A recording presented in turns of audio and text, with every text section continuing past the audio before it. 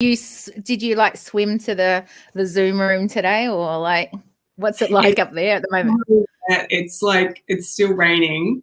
Yeah. Isn't that what we say every day right now for the last few days? It's raining. So how's it going? It's raining. I did manage to get down to the beach though. I love going to the beach when it's raining, and so it's beautiful down there. I took my dog for a run, so now I've just got stinky wet dog behind sleeping. Oh, you're gonna love those moments. But is it flooding there, or is it okay? No, it's okay here. So that's good. I know the rivers and all that kind of stuff are pretty full, and there's like just walking along the beach. There's suddenly there's cliffs where there wasn't cliff from erosion.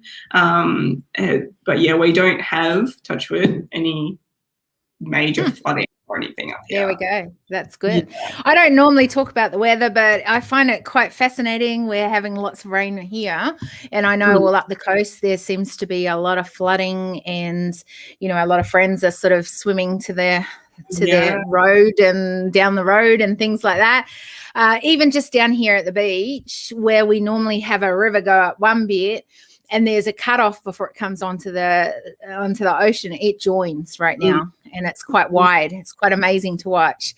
Wow. And I get to, open up. Behind me are blinds, and I get to open those up, and you just see wild waves happening right now, and pouring with rain. So I try to get out for a walk somewhere in between there, but I have to say, my son and I and his dog, we went for a walk yesterday, thought we were really cool, made it through the gap, and just before we got to the bridge at the bottom, just around the corner from where we live, it downpoured, and we looked like drowned rats coming up the thing. But, these things happen, and you never know what's around the corner. So talking about around the corner, welcome to the decision table. And, I'm really excited to have you here.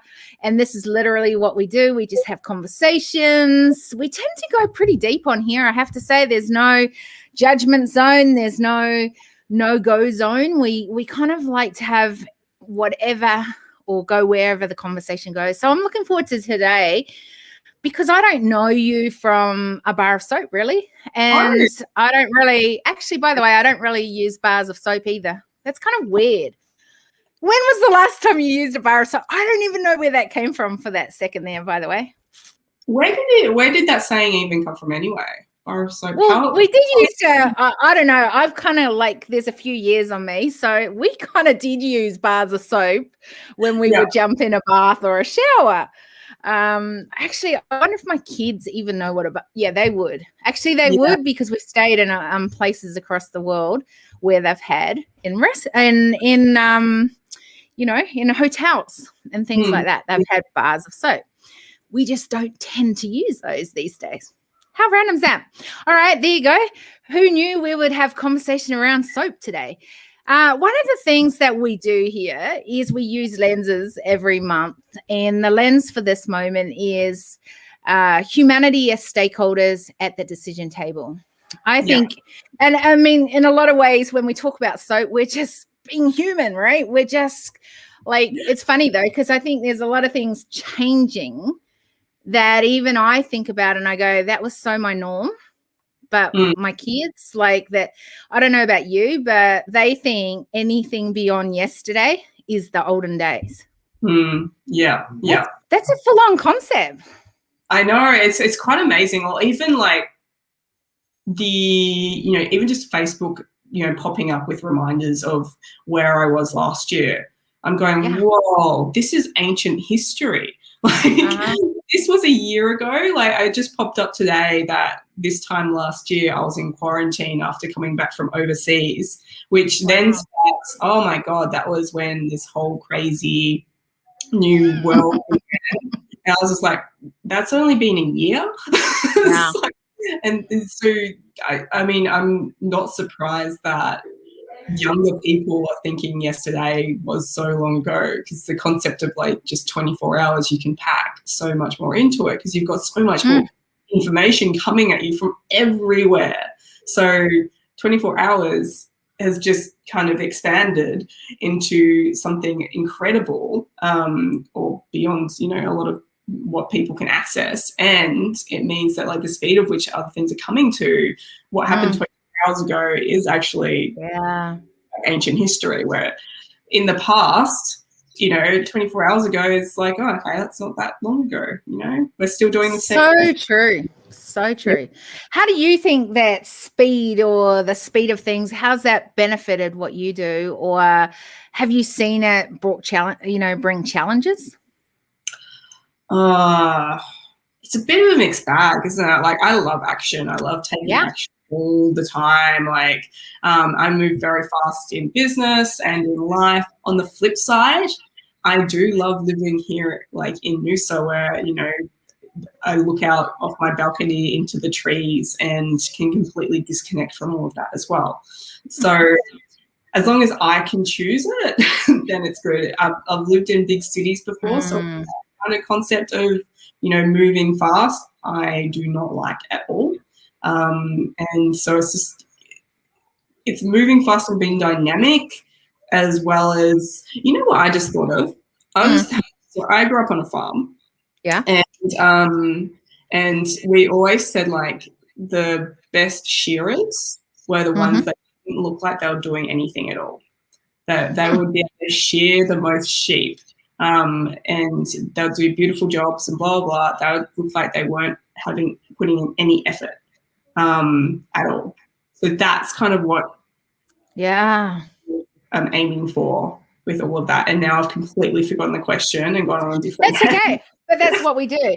And I love that, because I think that kind of goes into this whole conversation I love talking about, which is effortless flow. I think, you know, we want to move things fast, but we want to make sure there's flow in that movement. And I wonder in what's happening across the world right now that, you know, the speed of things has got really fast.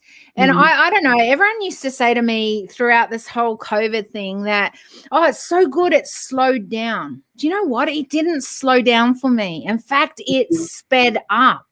And I had to, at the end of last year, I really had to go, how do I slow this down to a pace that I can get that effortless flow happening again? And I think that that's what's so important when you've got growth and when you've got change, that these go in line with each other. They're not bumping into and colliding. And I think sometimes when we speed everything up, everything's happening. We're not sure where we are, what we're doing, who we stand for, whatever that looks like, right? And I think that that's where the challenge can come from. When the speed is that fast, yet the world is changing at such a pace right now. So how and where and what do we fit into that? Oh my God, there's so much to that. Like, and I kind of go to, well, the speed of it and where the world's going. So what I find is, like, if you speed up and become uncontrollable, it's like losing control of the car.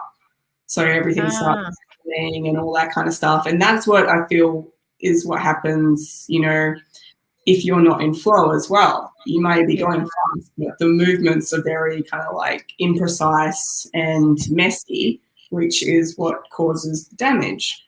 So, you know, could that potentially be something that's happening in the world right now? Or is it just bringing it back into realignment? So it's like, what do you do, and what have you done to bring yourself back into flow after, when you decided that you wanted to slow down after last year? Yeah. Is that a question? Yes, that's a question. I'm like, is that like one of those, you know? Yeah, what have I done? So one of the things I have done is I've gone, what refuels me? Because I think one of the things that I noticed, not just in myself, but with leaders across the globe, was everyone got really exhausted by the end of the year. And when I mean exhausted, it was like just shut the world out and I've got nothing else to give moment.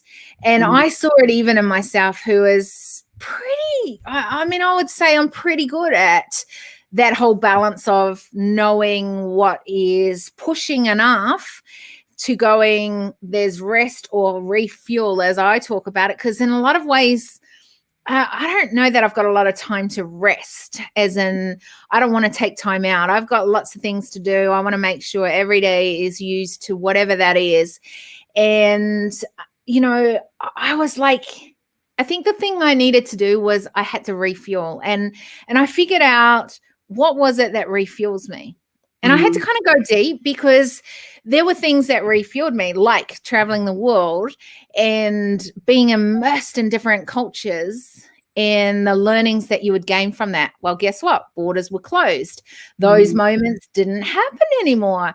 And I was like, okay, so how do I do that? Or one of the things I did when I traveled the world nonstop was I would take photos. And the reason I took photos was because I was trying to curate a moment. And basically, I wanted to make sure that I would remember that moment that meant something to me. And so I would click that photo to capture that moment. And I was like, those things refueled me. And those moments when I felt maybe a bit lonely because all my friends and or extended family were many, you know, moons away. And so I would look at that photo, remember that moment that we were together, and it would just refuel me. Or I would look at that photo and we were walking in you know, by the ocean in a most beautiful, stunning part of the world. And I would remember how that was so refueling in the way that it made me feel happy or excited or whatever it was, right? I had to look for those things in my everyday walk, being here in Sydney, Australia.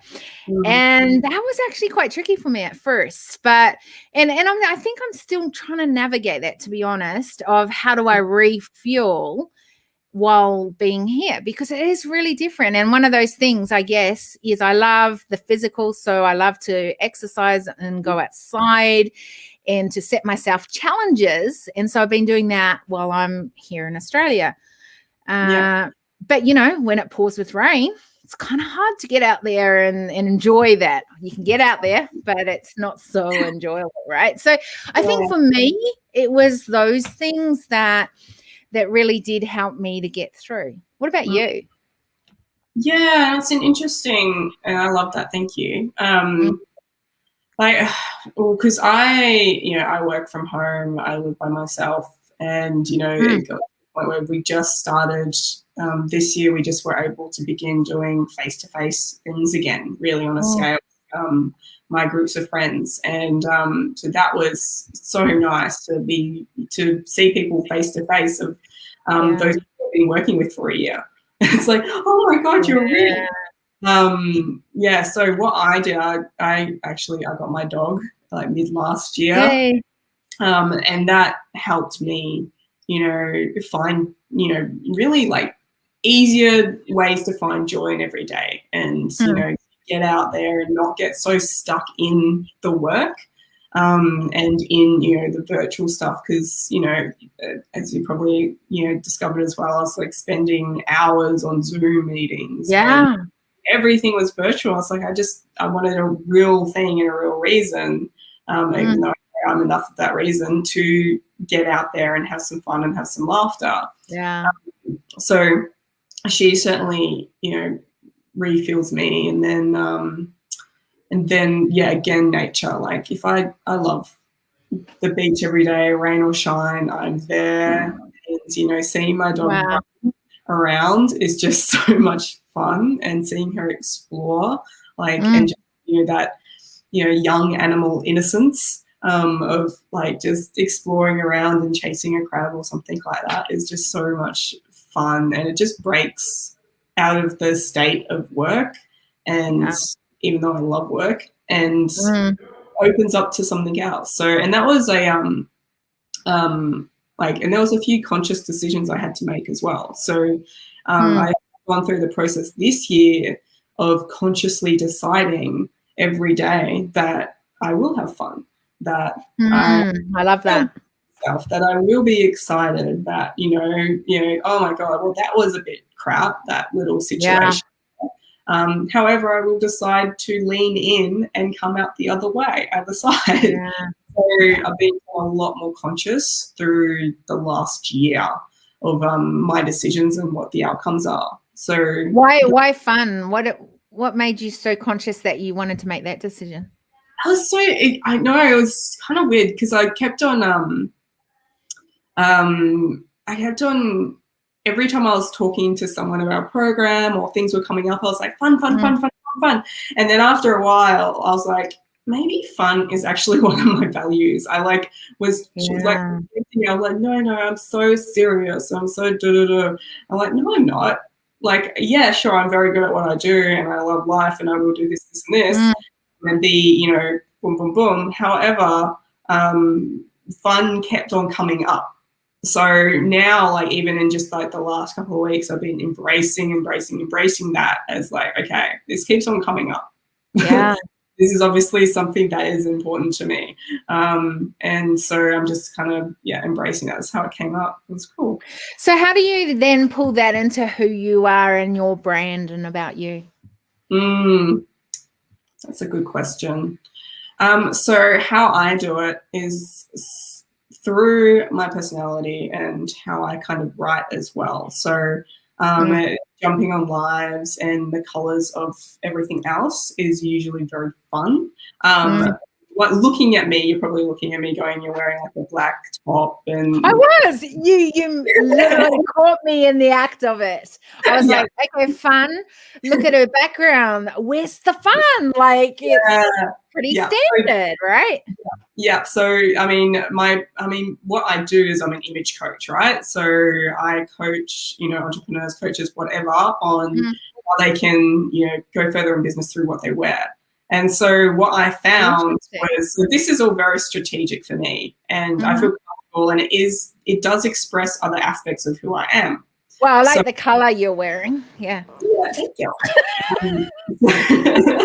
So it certainly expresses other aspects of who I am. However, like what I was finding, I was getting better responses from this colors and how I appear online.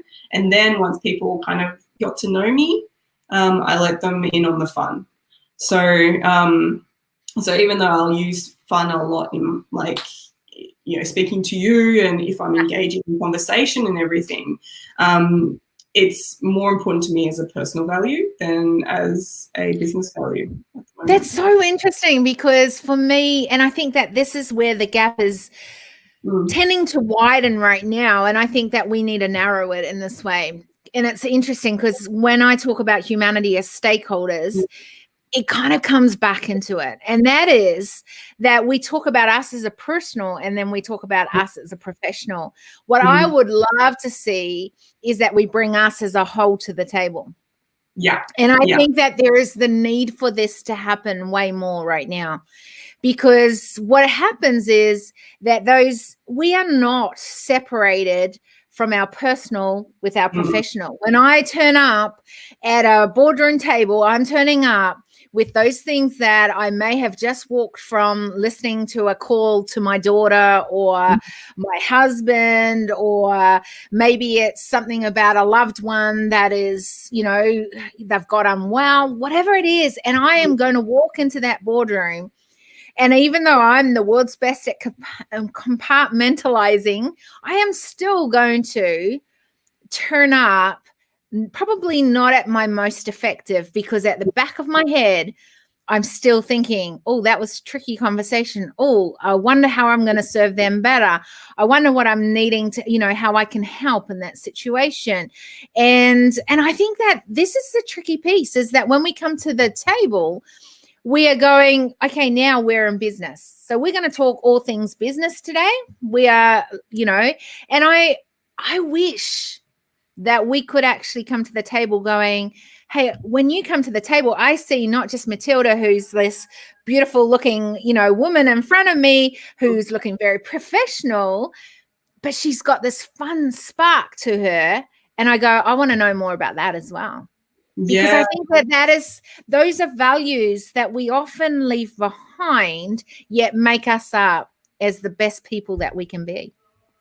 Yeah, I couldn't agree more. I love it. I kind of see it as there is so much, and I think that actually is what people are moving towards. because I always see it's like people want to work with the person. The business or whatever the program or whatever, you know, it is that you're selling just happens to be the delivery system for them to get everything that is. However, like, you know, pretty much 99% of the time, especially if you're working with a person or entrepreneur or whatever, you're going to make that purchase decision based on the person. And the purchase decision could just be to be a friend, to you know, decide to have a conversation today. It doesn't mean financial exchange, right? So, you know, so it's all about helping show the person. However, I like to go a little bit further and go, well, like, let's not overwhelm the person on the other end.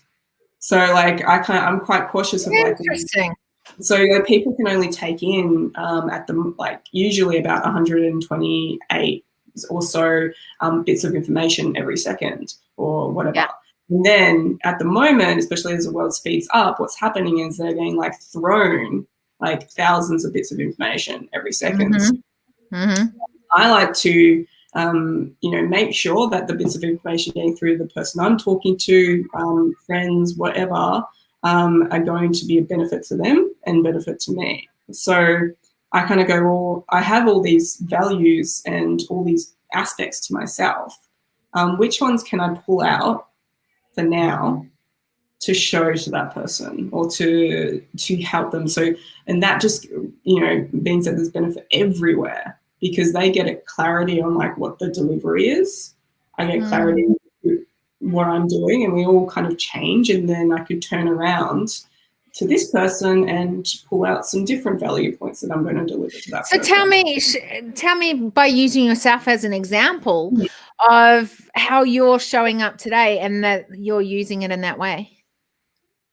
Yeah, so in that sense, like I just because I'm talking to a cold audience as well, so I want to, you know, make it as easy as possible for people to be able to focus on me, my trust. So sometimes I actually go with like much bolder earrings, and today I just had these ones on.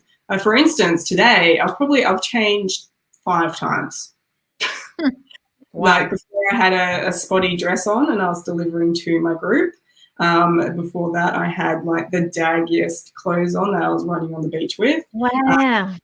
Before that, I had a friend around, so I was wearing something different that was more, you know, me personally, just casual. And then now I've got this on. So, do you feel like a split personality? No, I love it. I love it. So, okay, this is how I view it. I view everyone, and it kind of correlates to how you were talking about showing up as a full person before, right?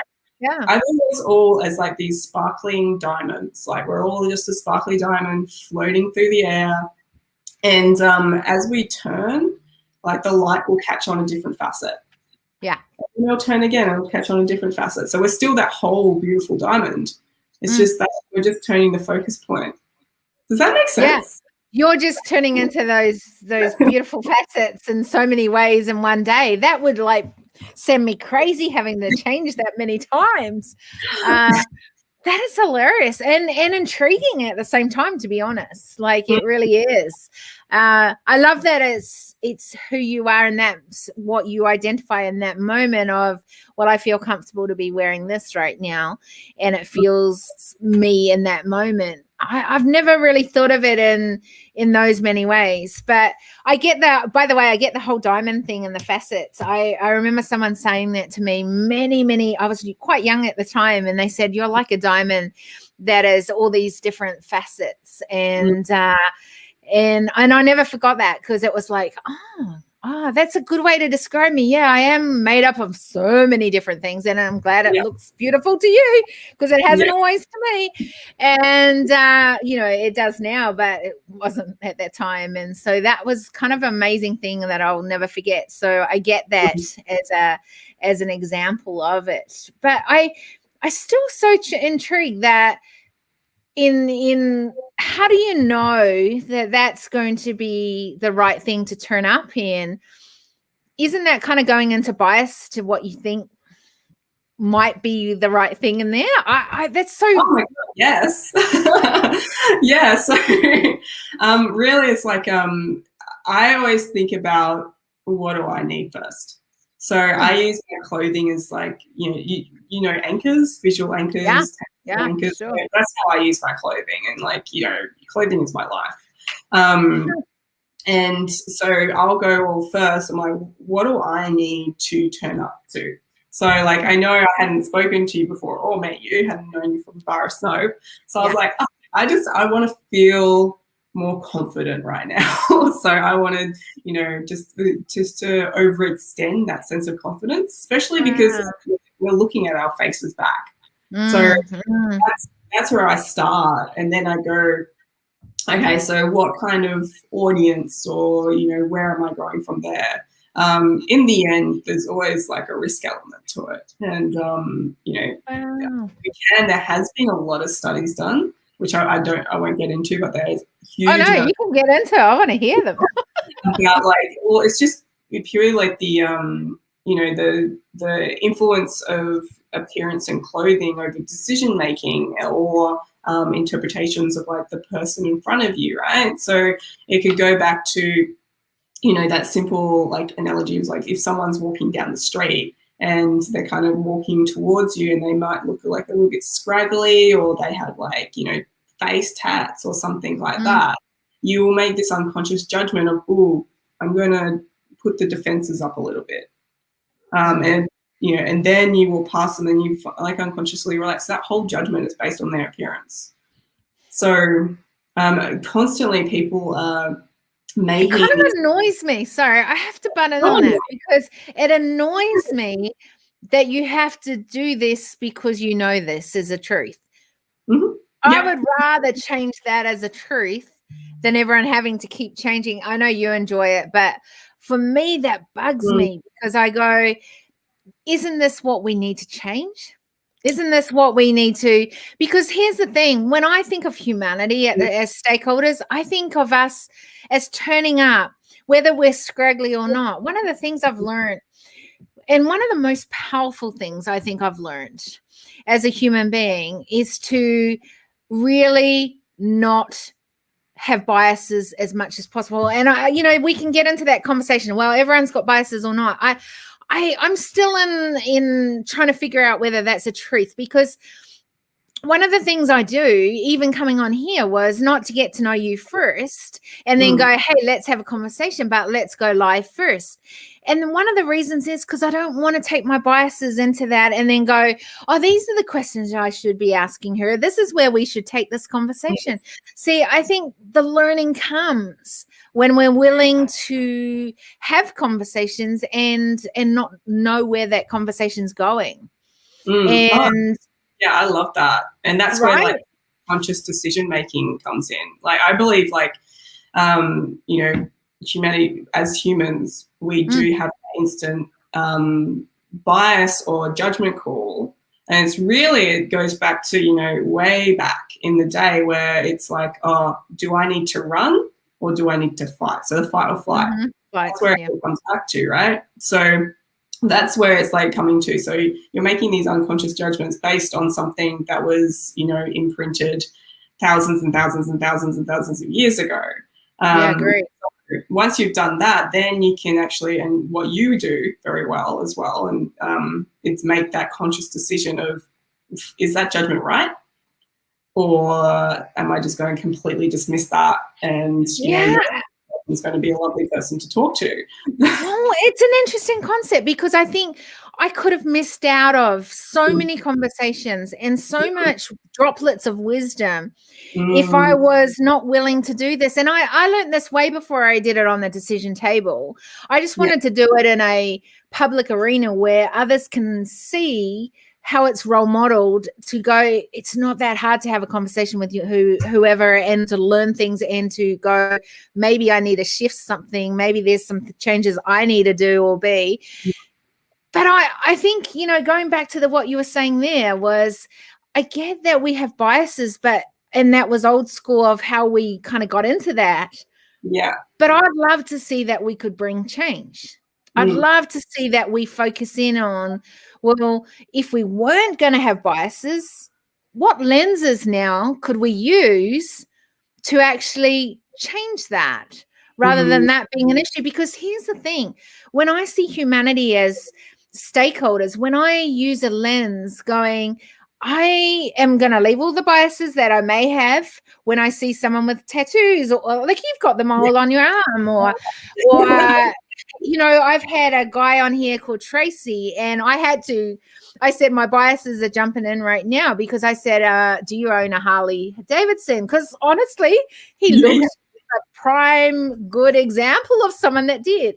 And so you get those moments, but I have to tell you that I've met amazing people who can look like that. Tracy himself was just this most beautiful guy with the droplets of wisdom that I could have missed out on if I go, well, that's kind of not who I hang out with. It's kind of not who I spend my time with, or I don't feel very comfortable in the, because they don't look like me, sound like me. And I think that in the world today, it is really easy for us to want to make everyone else feel comfortable. But I think sometimes, and I really do think this, and it's probably going to be a lens on here 1 month, but how do we be comfortable with the uncomfortable? Yeah. Oh my God. I love being uncomfortable. Like, that's where growth happens. That's where, you do see the unexpected, and you can have that shift of perspective that goes, oh, cool. And, and I love that you brought that, like, one of my friends, who's an amazing guy, got big mohawk face, tats. He is one of the deepest guys you could ever talk to. Right. Up with. Like, I just love him. But I bet you so many people walk by him.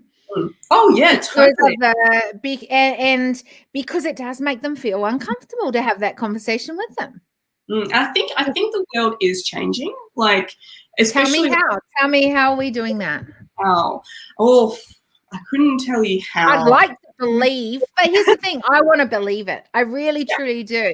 I also want to go, if it is changing and there's ways in which we can be part of that change, then let's rinse and repeat those things. Yeah.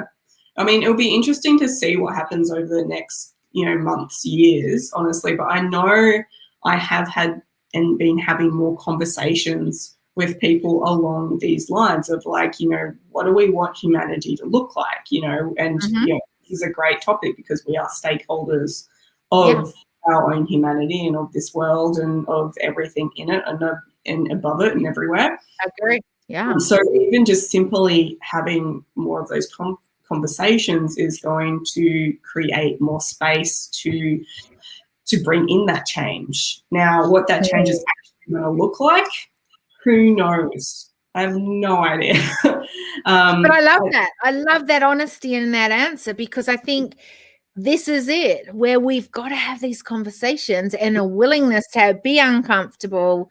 I mean, comfortable with the uncomfortable, but in the same way go, I'm not even sure how that's meant to look or what that could look like. Yeah. But let's start figuring out what that could look like together, maybe. Yeah, absolutely. I don't think there's any.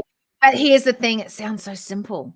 It sounds so simple, right? Things are always simple. Things are always so much more simple than we make them out to be. However, to actually accept that simplicity, you've got to be able to accept the discomfort. So, and a lot of people. I like that. Yes, a lot of people are still working through, are they willing to accept the discomfort to take that simple action to create the change? And I think there are more people doing it, especially like over the last year, because they have had options taken away from them. Like, they can't go traveling to, how are they feeling their cup? How are they feeling up themselves, refueling themselves? And so they've realized that they've actually got to search for something deeper. And go into deeper conversations.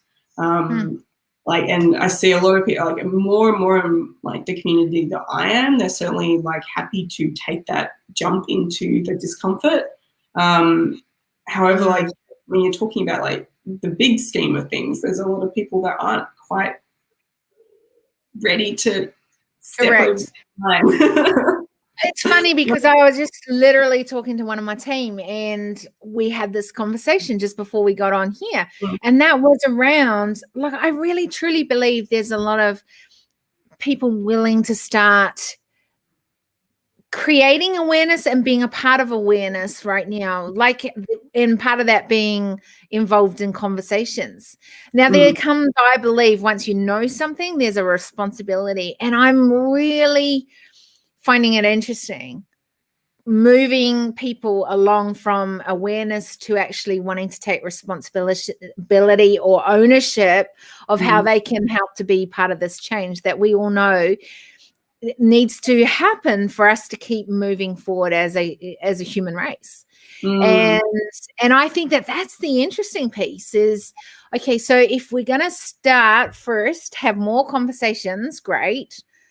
But there comes to a point, come on, you're the same. You want to have some fun. You want adventure. You want, I don't know, I want some results. I don't want to just be doing something and going, well, that was kind of aimless. That was kind of like, it's like stirring up the pot and nothing actually comes out of that pot. Yeah. It's just we're continuously stirring it.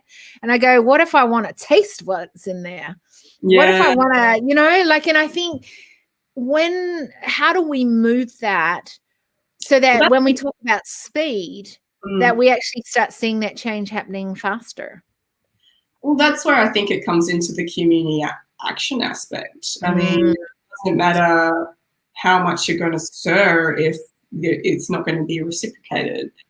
Because and so really it's like having the more people that you can move to the ability to take responsibility is the more people that will be able to like make that pot really tasty, right? I love how you're taking my scenario.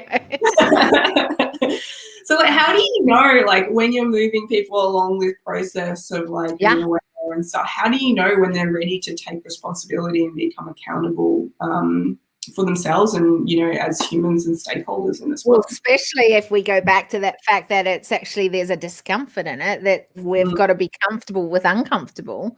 I don't know. And I think that that's the interesting concept around it, because in a lot of ways, what you've done in your work is make sure that we both feel comfortable, because you're wearing something that then, I think of that in a conversation. It's the whole, I love those moments. We're in rapport with each other because we're saying the same things or doing. I get all those conversations, but I just want to get past that we actually can connect as humans, no matter how we turn up, because we miss out on so much because we look different. Division across the world isn't happening because, we are getting in with rapport with each other and connecting because you look like me or sound like me.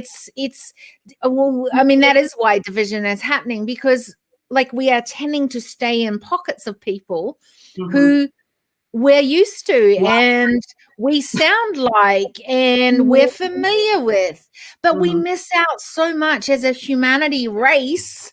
We miss out so much because there's so much gold in, like your friend with the mohawk and the conversations and the deepness that you have experienced that many would miss out of because then they're uncomfortable with it. Yeah. So what do you think, like, what would be needed to happen? Like, do you have like a concept of what that world looks like? I know that world could look like, this is me being curious and wanting to just, I love it. I know that world would look like everyone mixing together, no matter, backgrounds, what they look like, whatever. So what does it look like to you? What does that sense? What the sense that I'm getting through conversations is that we would have a common vision of something and know that even though we may have very different values, we may look really different, we may have experiences that we cannot necessarily relate on, there may be one thing that we could actually agree on, that we need to agree on, that could move the dial forward. And I think that in an ideal world, we have many different faces at the table But we've got to see humanity in a different light. We've got to use different lenses. We can't just go, this is how you've got to do it. That might not be acceptable in another culture. You know, we cannot just go, this is what is needed. What if we haven't used or don't have the perspective of someone else at that table? And I think we have to start going, let's get out things, let's listen, and then find a common thing within all of us that we can agree on is important to each one of us right here, right now. And that we start doing that as a collective. I think there's some great individuals doing amazing things, yourself included in that, right? And I think that the strength comes when we join together as a collective and we bring our different distinctions, I call it, not diversity, or because I think that in itself has a negative sort of side of it. And I think when we can come as humans with the distinctions that we bring to the table, so whatever that is that you bring because of who you've been, your experiences, your thinking, what you're involved in, and we bring that with what I've been through, who I am, what that looks like, and we find that actually, wow, there's some things I could take from what you're saying. There's some things I can take, you know, you can take from what I'm saying. If we stir that back in the pot and then we go, how can we look at what's happening across the globe and go, how can we be part of that? I think that that's what the new world of what this could look like brings. But that doesn't mean, by the way, that everyone at that table is to agree, because I don't think we'll ever all agree. Like, you look within tribes, within the actual tribes, there is so much division even within a tribe. And I think we have to get beyond that and go, well, how are we going to add value to humanity?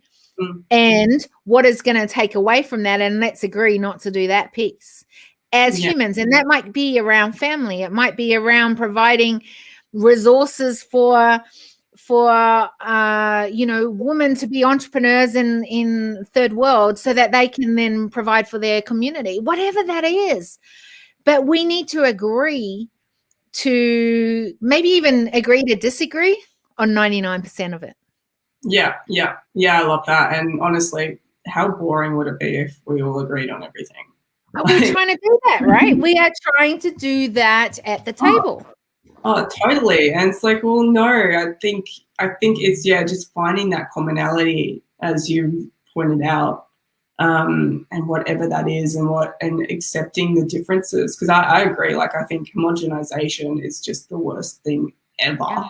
Imagine everything being the same would just be horrible. And that's why I was like, I love languages. It's like, it's so expressive. Why would we want the whole world speaking English only? It's like, oh, that sounds. I know.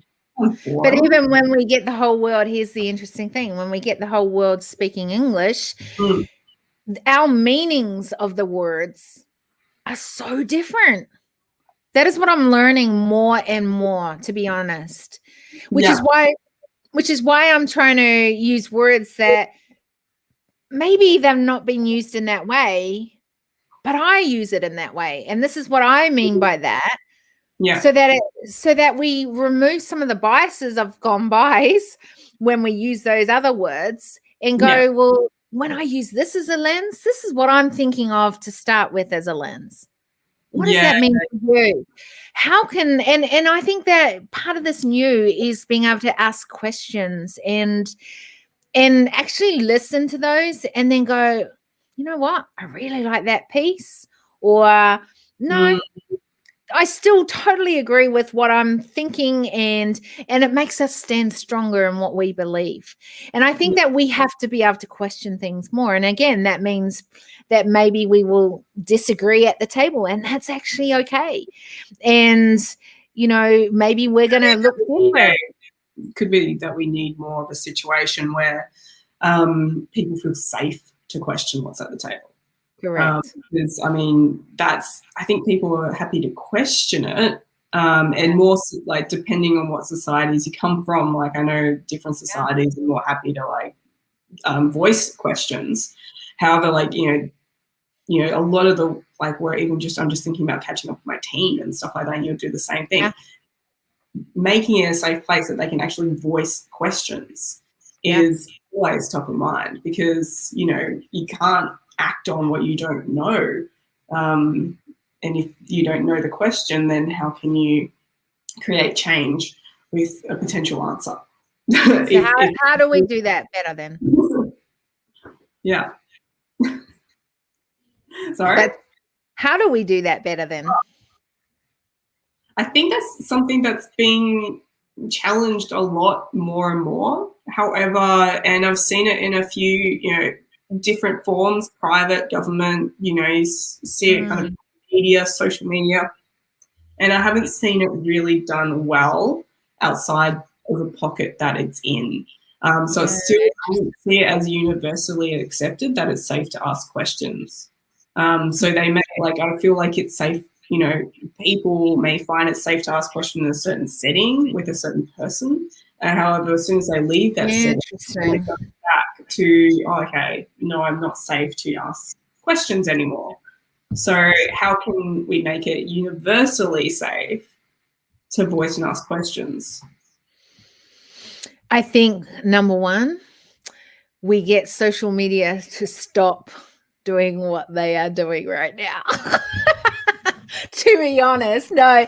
But I think it's an interesting concept, actually, and I really like the fact you brought that up. And I think it's something I'm going to definitely, you know, pull that apart more, because I don't know that I've spent much time thinking of that particular question and that thinking around that. Here's one thing I do think of, and I think that every single one of us as humans, we need to turn up at the table the best we possibly can. What do you say to people, or is there some thinking that you have around how do you turn up best you can be? Like, what questions should we be asking? What, you know, like, I don't know. I always question what led to a decision in the past. So, like, going back and, you know, sorry, I'll go back to clothing all the time. As I said, that's my life. I go, well, what made you, or what led you to the decision that you could not wear red? What made you go? It clashed with my eyes. Yeah. What was it? What was it in the past? Is that actually a decision that you made, or is it something that someone else made for you?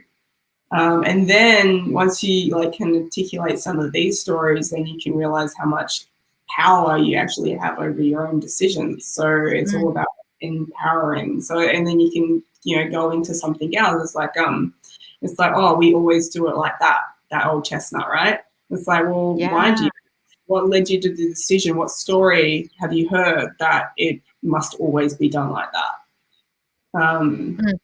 Then also, or you must only talk to this person like that. You cannot ask this person. And so when you ask these questions, is that so that people can think beyond and realize that there's maybe even better ways to do it? Is that why you'd be asking those questions? Yeah, absolutely. I don't think, like, personally, from my experience and from, like, those I've worked with and seen change, even just like on the traveling alongside me on this amazing journey on this world, the decision has to come from within.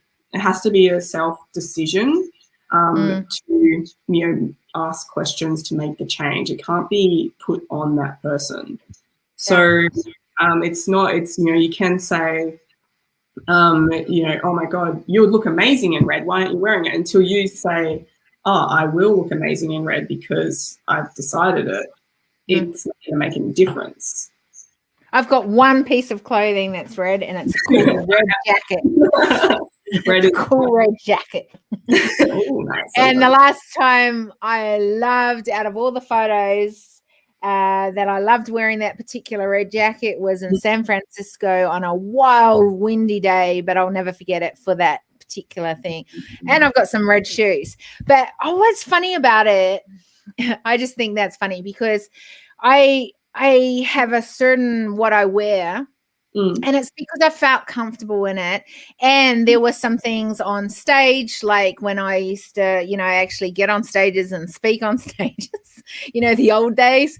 And so it was an easy thing for me to be in black, but use earrings as a big thing, and boots, because I was using a stick to walk. I don't use that anymore. But so heels was not an option for me, even though in my past life I used to love heels. And so boots became my kind of cool go-to thing. And it's funny because a lot of people over the years have said, oh, you should change colors, everything like that. I'm not adverse to color. And if I find something that has color in it, that is a piece on top of everything else, I'm really happy to wear it. You know what? I haven't found a lot over the years that I've loved. And when I have, I've bought it. And so everyone always knows me as the chick that wears black. But it's not because I go, well, I just don't wear any other color. I just never have found things that I really love as the whole color on me. But I've done that because I've quite embraced that. I've been like that as a teenager. I tried to do all the other colors, and it didn't feel like me. Yeah. And when I went back to black as the basis, it felt so me. And I was like, and people would say, but don't you need some color there and all that? And I'm like, actually, I feel pretty good in black. So and then I wear a lot of headpieces. I'm actually pretty normal today on the decision table, which is quite funny, really. But I think because I was doing some stretches after my meeting that I was on, and I didn't feel like getting all zapped up. And I think that's when we just turn up being human. Yeah, totally. And, and that kind of brings it back to like the awareness point as well. People can bring it into your awareness, but you're still, your sovereign being. So they can't force you to do any of that. And it's still expression of who you are. So it's like being clear on that, and you look like someone who's very clear on who you are, which is awesome. Yeah. And unfortunately, a lot of people don't have that. So I just thought, just for everyone to see, I am actually wearing a white singlet underneath. I just love it because people will go and see a photo of me or something, and I've got a blue singlet on or a white. I go, I do wear other colors. I just don't wear it very often, and I don't even think about it, but it does disrupt people a lot, especially anyone that knows me well in my world. But I love that. Let's just be us. Let's bring that to the table, create an awareness, and take on board whatever that is that we need to, right? And leave behind. If someone wants to work with you or know more about you, what's the best way for them to get hold of you? The best way to get hold of me is on Facebook. So just Matilda Morgan. So Matilda Morgan. And you'll look for the person who's the image coach. So at Matilda Morgan Official is also where you can find me. So that's how they can find my company. Is called Impact Driven Style. So that is on Facebook, and we also have a website as well. So you can hunt me down there. It's www.impactdrivenstyle.com. So I'm always up for a conversation about any of this, identity, new image, branding, blah, blah, blah, when it goes into personal stuff. Love it. So it's got to this time of the conversation that I do ask this one question of every decision table, and that is this. What are you taking from our conversation today? Oh my God, so much. It was so juicy and yummy. Thank you so much. You're welcome. One thing I'm going to take away is a remembrance of what more can I do to help change be created in the world, so that we can have a world where people can get together and it removes that judgment, because that is how I see the future of the world being as well. Love that. I don't get the separate stuff. It doesn't compute for me. So and that's actually kind of a little bit of a way of how I got into fashion. And it's good to be able to have conversations with people like yourself that actually digs into the nitty-gritty of that, because that brings greater awareness to that change. So what I'm taking away is like, well, how else can I do that in how I'm showing up and the content that I'm doing and serving people? So with that, how else do you think you will be able to do that? I reckon there's a few things. So one, it's simply helping my clients express who they are so that they can turn up at the table and I love that. really be confident in asking questions, and, you know, bringing their full self to the table, you know, and then doing that in the group as well. And then, you know, increasingly, like, I'm doing more and more talks and stuff like that. So just even seeding, like, everyone's on a different journey. So some people are just receiving the first seed of, this is a massive potential of what could happen. And some people will just be watering that seed that someone else has planted. So it's all moving towards. So I'd say it's just showing up and speaking more and helping people for expression. I love that. I love visual expression. Yeah, me too. I'm rather a visual person, hence I love design and things like that. So it's really important to me. And in some ways, you know, we talked about words and being able to communicate. Sometimes I can't communicate, but I can do it in the way that I turn up visually, or you know, create a space that helps me to express those things that I need to in that space that maybe I wouldn't have been able to if it was just a normal white wall. So, you know, I find that fascinating. You know what I'm taking from this conversation? It's actually, and I'm trying to rack my brain, but I love that phrase of what you said, and I can't remember, and it was around the discomfort and simplicity. Yeah, you're kind of racking your brain. Being able to be comfortable in the discomfort, to really decide that it's that easy. Something like that. Or get back to simplicity. And it was like that moment I was like, I really love that. I think that we, you know, we need to question, and I do this sometimes, but I want to do it more, and that is what does make me have discomfort, and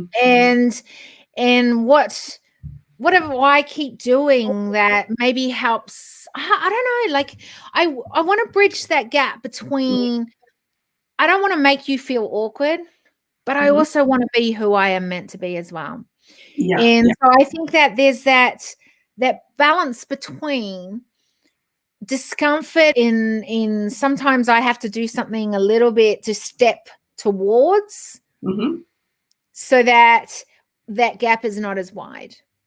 And I wonder how many times, if I consciously start thinking about that, how many times am I doing that by accident, that actually I'm widening that gap, because not only am I feeling discomfort, but you are as well. And I think that sometimes is really easy for us to use as an excuse to why we don't connect with that person, or we don't have different looking people at our tables, or, you know, we don't turn up as us because that gap is a little bit wide. And I just think I need to think about that consciously in what I'm doing on a daily basis. Am I helping you to bridge that gap between maybe what is discomfort?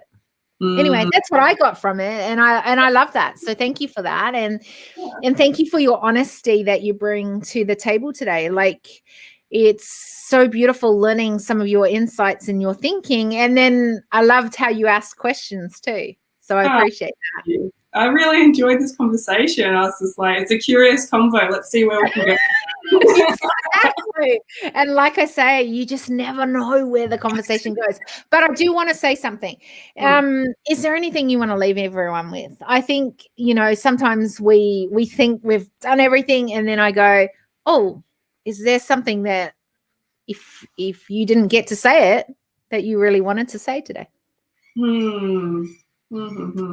I feel complete. Like, I mean, I love that. I feel really complete. I feel like, you know, a lot of people got a lot of things to think about. And so I don't want to throw that thinking off for them. So. Well, we will end this broadcast right now so we don't throw them off. So thank you. Thank you.